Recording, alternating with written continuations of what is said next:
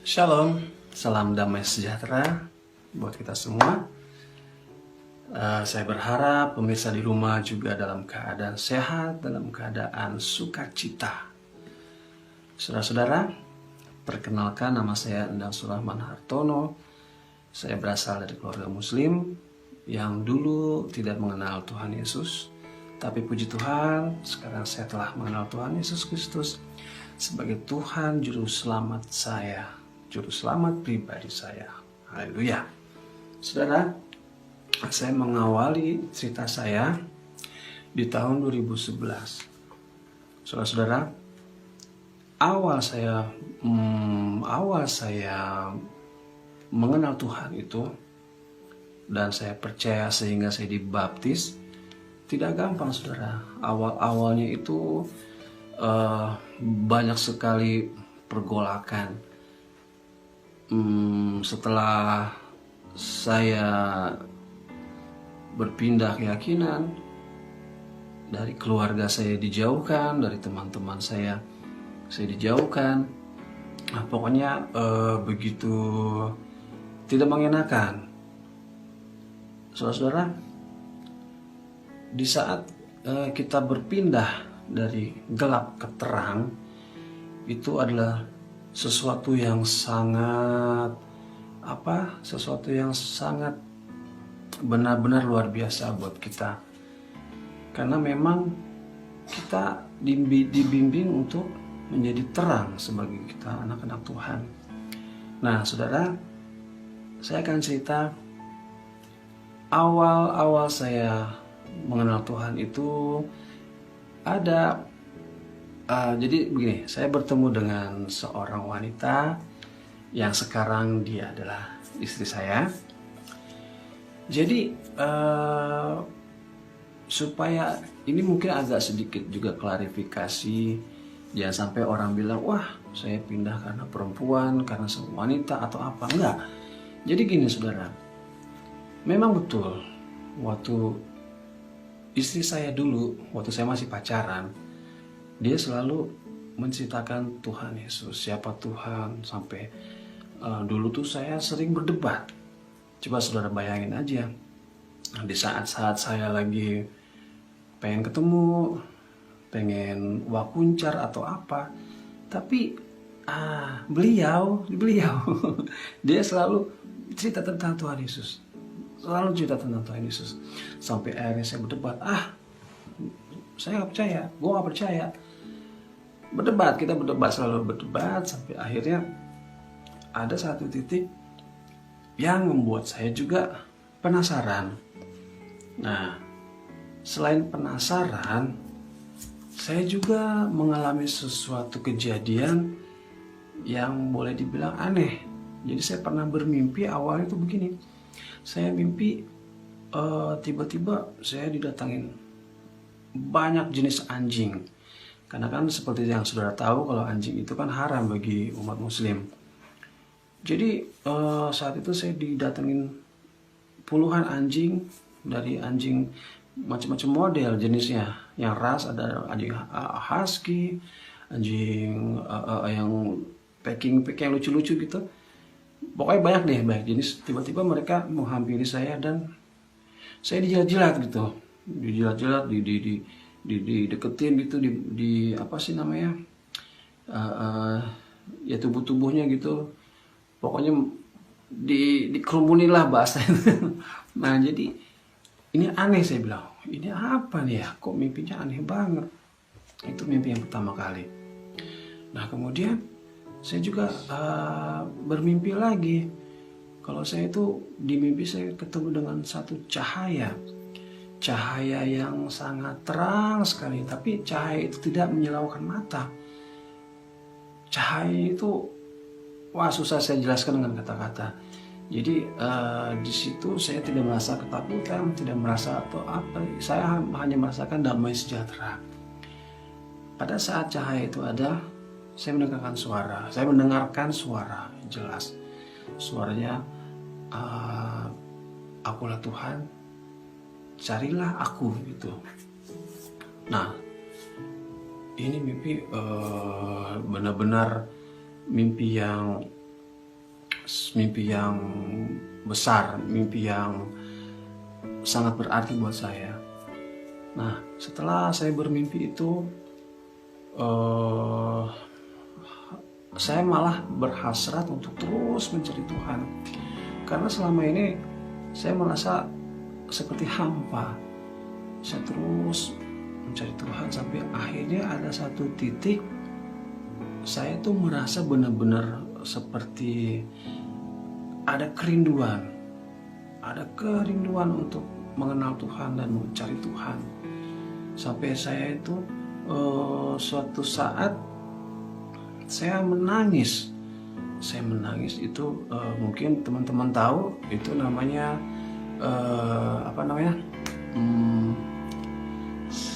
hancur hati. Seperti hancur hati, saudara. Saya menangis, saya nggak ngerti, kok kenapa ini saya menangis, tapi saya seperti merindukan sosok,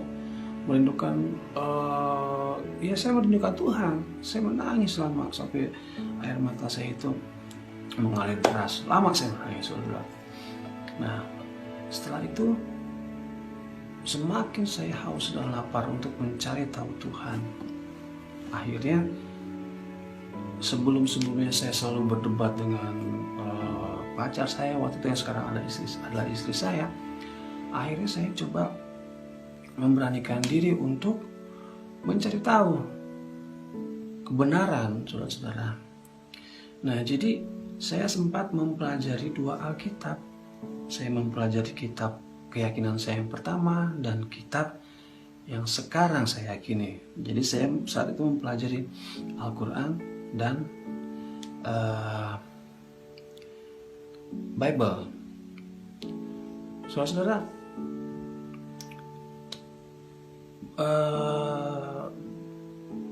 kira-kira berjalan sekitar 1 atau 2 bulan saya mempelajari. Akhirnya rasa penasaran saya itu terus bertumbuh. Nggak mungkin saya belajar sendiri di 2 kitab, saya nggak mampu. Dan istri saya waktu itu memperkenalkan saya ke beberapa pendeta. Nah, akhirnya ada satu pendeta yang menjadi mentor saya. Jujur waktu itu saya memang belum begitu yakin. Jadi saya pengen benar-benar mengetahui lebih dalam. Jadi saudara, akhirnya saya belajar dengan beberapa, ada mungkin 2 atau 3 pendeta yang menjadi mentor saya. Saya belajar, tapi lebih banyak saya belajar kepada pendeta Edi Sabto almarhum ya.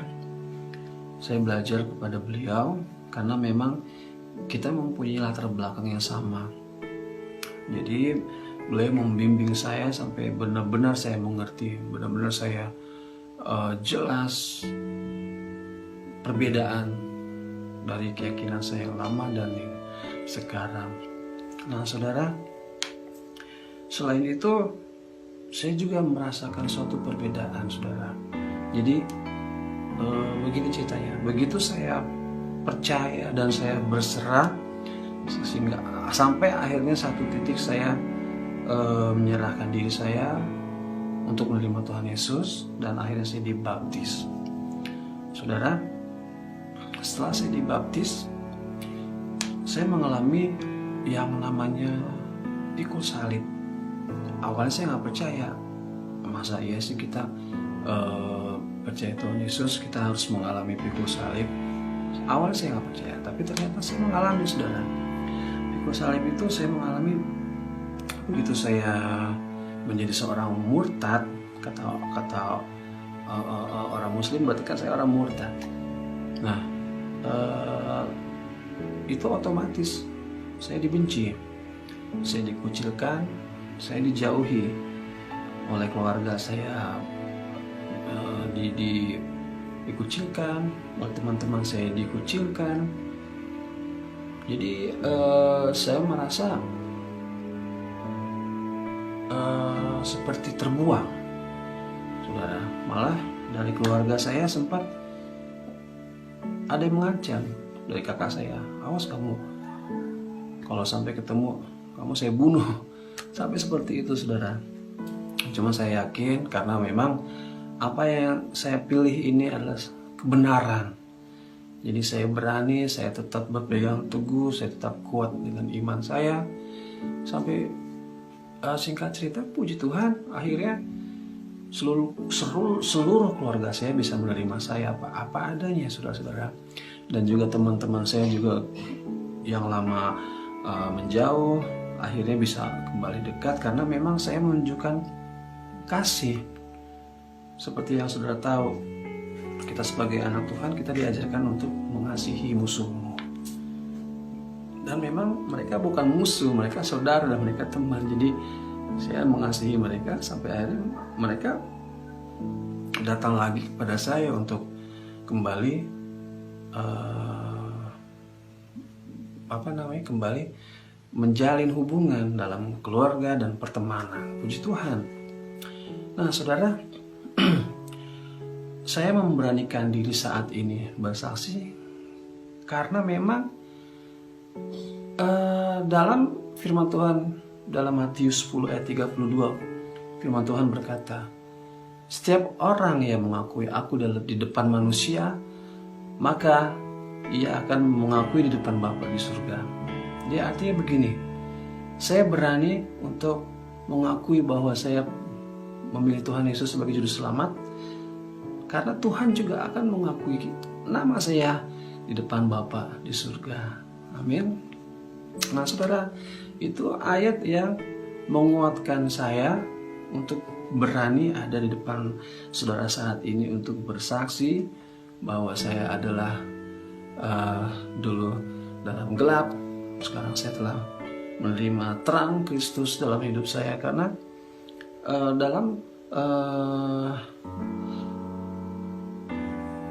dalam Efesus 5 ayat 8, dahulu kamu kegelap-gelap, tapi kamu sekarang adalah terang Tuhan, maka jadilah engkau terang. Saudara, saya percaya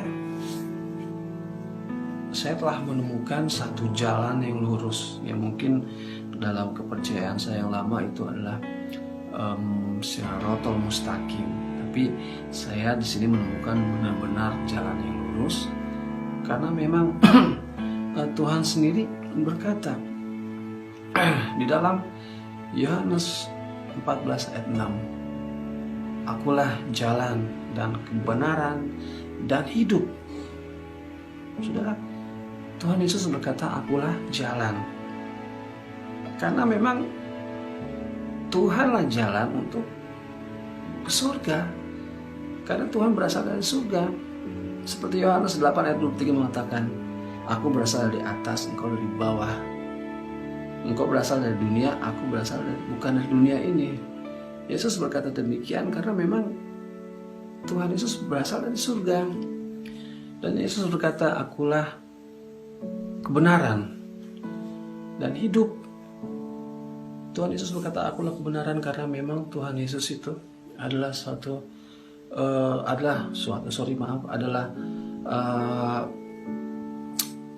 Tuhan yang tidak pernah berbuat salah.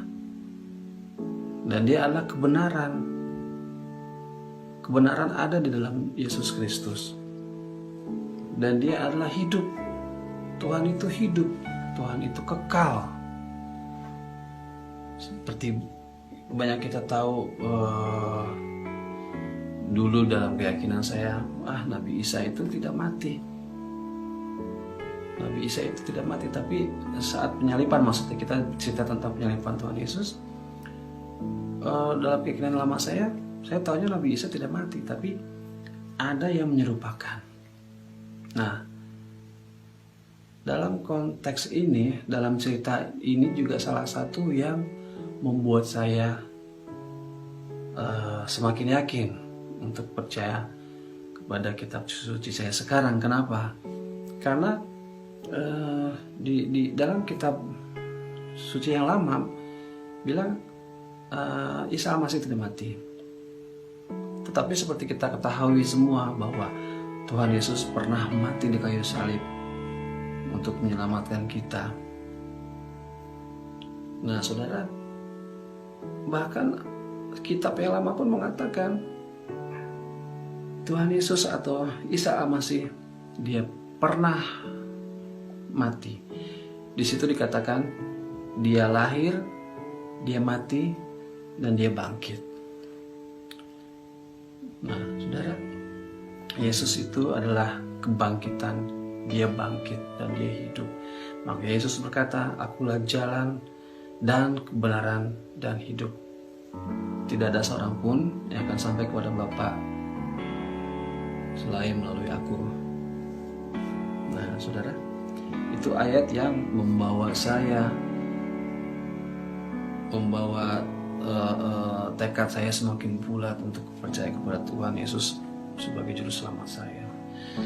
Di sini saya sangat bersyukur, saudara semua bersyukur, kita semua yang percaya dengan Tuhan Yesus bersyukur, karena kita ini adalah orang-orang spesial. Kita orang spesial karena kita dipilih langsung oleh Tuhan. Dalam Yohanes 15 ayat 16 berkata, Tuhan Yesus berkata, bukan engkau yang memilih aku, tapi aku yang memilih engkau.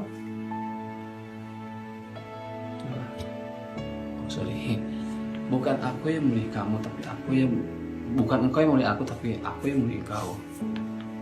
Supaya engkau pergi dan berbuah, dan buahmu itu tetap, supaya apa yang kau minta kepada Bapa di dalam namaku, maka engkau akan diberikan. Itu adalah ayat penguat saya. Kita semua percaya kita adalah pilihan Tuhan, makanya kita adalah orang-orang spesial, saudara. Amin. Nah saudara, saya mengalami banyak perubahan dalam kehidupan. Sebelumnya saya mengalami pergumulan, saya mengalami pikul salib. Tetapi kita semua yang mungkin saudara juga mengalami hal yang sama, atau hal yang lain yang membuat saudara lebih membangkitkan iman saudara. Saya mau sedikit cerita. Pertama kali saya beribadah di gereja, saudara, awalnya memang agak aneh. Wah, bernyanyi, tepuk tangan. Memang saya waktu awal-awal ibadah agak kaku, karena menurut saya itu aneh sekali gitu. Tapi akhirnya saya mengerti kenapa kita kok bersorak, bergembira, tepuk tangan. Karena memang kita itu hanya tinggal mengucap syukur karena kita telah diselamatkan, saudara. Di situ saya merasakan satu perbedaan dalam keyakinan yang lama. Dalam keyakinan yang lama kita harus berbuat baik, kita harus melakukan hal-hal yang baik, mengumpulkan pahala, mengumpulkan kebaikan, baru kita diselamatkan. Tapi kita yang dalam Kristus enggak. Dalam keyakinan saya sekarang, ya kita tinggal bersyukur aja, karena kita sudah lebih dulu diselamatkan Tuhan. Jadi kita bersyukur, makanya saya baru, oh iya, ternyata dalam ibadah ini kita bersorak, kita bersukaria, kita mengucap syukur. Nah itu akhirnya saya bisa menikmati, saya bersyukur, saya ya jadi gini saudara, kita tinggal bersyukur tapi tetap kita harus berbuat baik.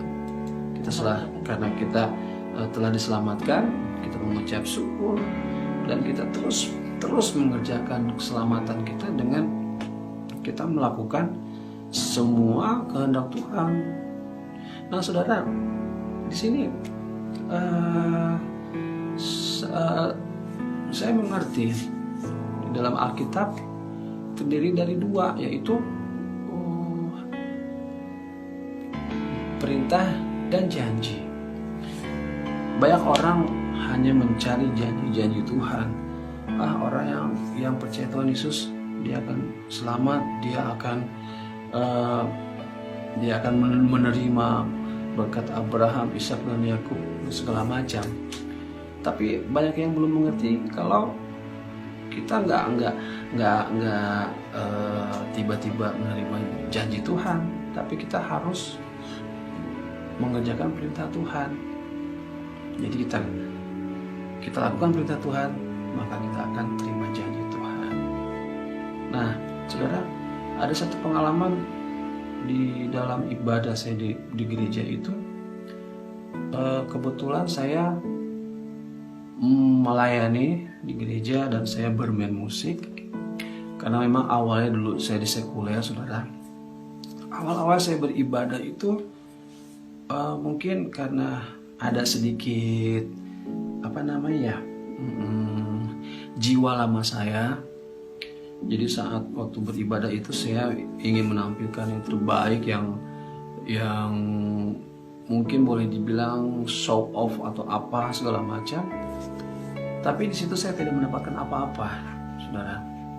Jadi begitu saya benar-benar fokus melayani Tuhan, saya bermain gitar sambil memuji, sambil menyembah, saya merasakan sesuatu yang luar biasa. Kesaksian saya, di saat saya bermain musik, saya bisa mendengar suara surga. Artinya saya mendengar di dalam gereja itu, saya mendengar malaikat bernyanyi. Saya mendengar satu seperti choir, seperti paduan suara. Saya kaget saat itu, ini suara apa? Benar-benar saya dengarnya itu takjub. Wow, keren banget. Di saat saya bermain gitar dengan totalitas saya menyembah dan sambil memuji Tuhan, saya merasakan suatu pengalaman yang benar-benar amazing. Itu satu. Yang kedua, saya seringkali mendengar satu instrumen musik yang nggak ada di dalam mimbar. Bukan nggak ada, maksudnya ada satu keyboard, tapi saya bisa mendengar suara 2 keyboard. Di saat saya lagi bermain gitar, seperti ada gitar lain, padahal cuman saya bermain gitu. Jadi aneh sekali. Jadi itu pengalaman yang membuat saya itu takjub gitu. Oke, saudara, akhirnya di situ saya benar-benar ingin terus mencari Tuhan. Dalam pertumbuhan iman saya terus mencari Tuhan. Saya mengikuti beberapa persekutuan doa untuk saya lebih memahami, untuk saya lebih dalam mengenal Tuhan. Saudara, kita percaya kita mengenal Tuhan itu sebagai juru selamat, karena memang dalam Kisah Rasul 4 ayat 12 itu jelas sekali. Dan keselamatan tidak ada di dalam siapapun juga selain di dalam Dia.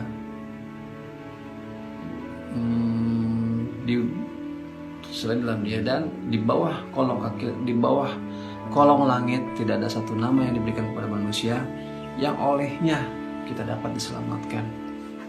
Nama itu adalah nama yang ajaib, nama yang penuh kuasa, nama Tuhan Yesus Kristus, Juru Selamat kita. Amin.